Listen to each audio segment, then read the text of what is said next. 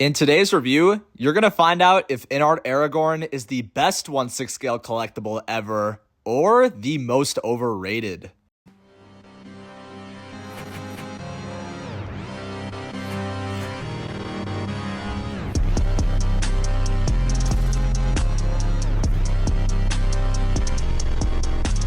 What is up, everyone? It is Riley Reviews back again with a video here, and today we are going to be reviewing what a lot claim to be the best figure ever, InArt Aragorn. Now, I know a lot of you are probably like, Riley, what the hell are you doing with this figure? I'm not a LOTOR guy, as a lot of people are, and I know I'm going to get flack for that, but I do want to try and review every InArt figure I can, and I had the opportunity to do so. I get my InArt figures from 1/6 Kit, so link is in the description below if you want to check that out. Now, I don't know if you can tell, but I am trying some new styles of lighting for my footage on my reviews. Let me know all of your thoughts and criticisms in the comments below, and hit that like and subscribe button. We're nearly 90 subs away from 6,000 subscribers, and I am so grateful for each and every one of you. But without further ado, let's jump into the accessories. Okay, so here's everything you're getting with Aragorn, which is a very solid amount. Starting off with this arrow here, you can see that the detailing is nice, has silver tips on the end. I don't think I'm going to display or pose with the bows or the arrows, but it's still some nice accessories regardless. You can actually pull the thread like it's an actual working bow, which is really nice. And here's Aragorn's pipe, which he can be found using at the Prancing Pony. Yes, I did my research, folks. Here is his bedroll, which is actually a little squishy, funnily enough. And this can also be held around his back to reveal the bow and arrows being held in kind of like a standard position, which is nice. And this is another cloth, that way you can keep the bows intact. Here's also his green cloak that he wears throughout the film. We're going to put that on a little bit later, but it's also pretty thin, which I like. But let's move on to the detail and grime on these hands. I have never seen more grimy hands in my entire life, but Aragorn has been through some shit, so it makes a lot of sense. These bloody hands are also nice. It seems like there's just so much blood on these, maybe too much. But regardless, you can't beat those paint apps. Also on this damn sword, a full die-cast metal sword, which we're gonna get into. I have some mixed thoughts about die-cast. I kind of want to make a video on it, honestly. It also comes with a broken sword, which I'm not gonna take out and showcase because I don't really deem it necessary at all, but it's still a nice inclusion. This, though, is a necessity.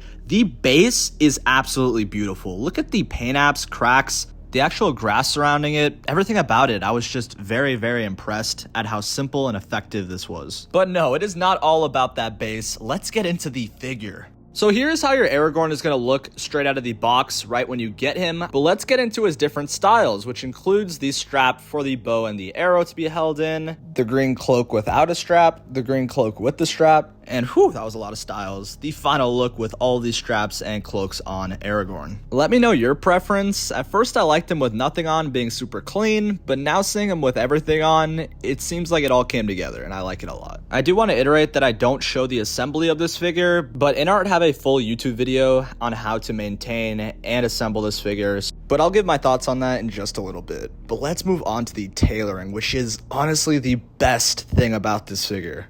I mean, the camera speaks for itself. Isn't it kind of crazy to think that this is a mass-produced figure? I will say though, this definitely took a lot of time, futzing, and research because I really wanted to match the screen accuracy we saw on the film. But like I said, InArt's tailoring is top-notch, dare I say perfection, which is kind of a crazy thing to say in 1/6, but I would go so far to say that the intricacies of tailoring is what sets InArt apart from any other company. Now, if you thought the glazing was bad, just you wait, because this sculpt is so damn good. Is it prototype good? No, but we shouldn't ever expect that. If you expect disappointment, then you'll never... Alright, I need to stop. Here's the rolling eyes that you can see that you can mess with. I'm still not crazy about the rolling eyes on InArt. They sometimes will get in the way and it'll make you move the eyes on accident when placing these sculpts on. But the rooted hair is everything. It stole the show for me. This is straight out of the box. And I know people are going to say, it's because he's an influencer, that's why it came out so good. If you watch my InArt Batman video, you'll understand that I don't get special treatment from them. But here's a little advice, get a pair of tweezers when you mess with InArt figures because it's going to make it a lot simpler when futzing. Throughout the film, Aragorn is so unsure of himself, but when he builds the confidence to claim Anduril, it is like no other. Again, proportions, tailoring, realism, what more can I really say? I've never been so blown away with the figure, And I'm not even a huge Lothar guy, and I wish I was. I will say though, when I watched the movies, Aragorn was always my favorite. He was a complete badass through in and through out. And I know I don't have the green cloak on yet. I will be showing how that looks in just a minute, but this sword definitely has some presence. And like I said, it is fully die cast. And speaking about the sword, I think it's about time we get to my criticisms and gripes on this figure, because it isn't perfect. Now, two problems arose when I was posing with this sword. Whenever moving the hand in certain positions with it, the joint would start to become very loose, and it was definitely creating some frustration. But before I moaned about it, I wanted to test and just try and pry it in as hard as I can, and then start to move it again and see how it goes. And you can see here, I'm a skinny ass dude, but when I was posing it, the same problem happened. And I'm pretty sure why. For one thing, it's how small these wrist pegs are. I mean, it's held up by one magnet. I know you're supposed to peg it with the magnet, but it still is facing the issue even when I was trying to peg it as hard as I could. Pause. But yeah, you can see right here, I'm really trying my best to get that magnet right where the wrist peg is, but like I said, it isn't easy because it's very deep into the hand. This is a problem, especially when you're dealing with die-cast accessories, because it adds a lot of weight to the hand, which makes it easier to fall clearly. Now, I'm a little indifferent about this concern, which is the assembly of our figures, and you can see this is a very big controversy for a lot of collectors because they find it kind of annoying and nuisance to pay this type of price and have to futz with their figures. But I also feel like that's what you're getting into when you're collecting these premium figures. You have to really put in time and effort to make them look as good as they can be. But maybe I'm a dumbass who doesn't know what he's talking about. Let me know what you think in the comments. And lastly, call me crazy, but I think I'm sick of die-cast accessories. Now, don't get me wrong, it is really cool to feel that cold touch, but I feel like the cons outweigh the pros because it leads to a lot of frustration to me personally because it can't even hold the wrist pegs and it's falling and it's just heavy and then you can't do certain poses. I understand you can't match the same paint apps when it's plastic, but I don't know, it's just not for me. Okay, scratch that, I want diecast. No, I'm just kidding, but this does look super clean. I'm really happy with this pose. You know, I said I changed up some lighting, but in all honesty, I've also been trying to up my poses. My pose game hopefully has been riding up.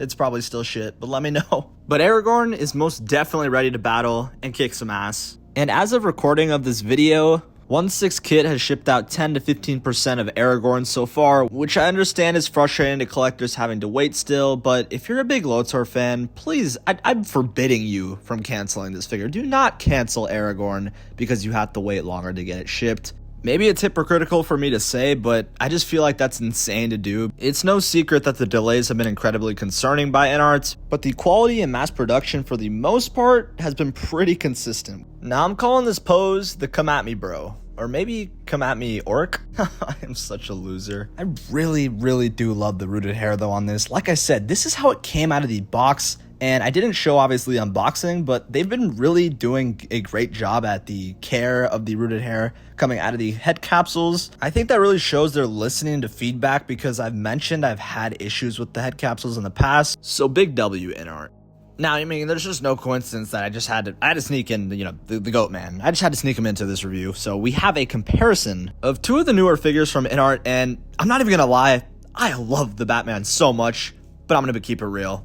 Aragorn slams the Batman figure. It is a way better figure aesthetically, proportions, accuracies. I love you, Pattinson, but I gotta give the W to Vigo. And like I said, I keep it honest. When I did this pose, I thought I kind of cooked here. I was kind of happy with this. I think this is really clean. My favorite one from the video, hands down. Speaking of posing, I didn't really talk about the articulation, but there's not much to be said. All InArt figures can basically do Spider-Man poses. It's kind of insane. Now, another feature I was trying to add to this pose was making the hair messier, since obviously he's just been through battle, being bloodied up, and I thought that would look really cool. But you can see that InArt uses a lot of product into their figures to where you can't really mess with it much sometimes. That said, I'm sure you can get some water with a paintbrush and you can get to work on it and move it in any way you want.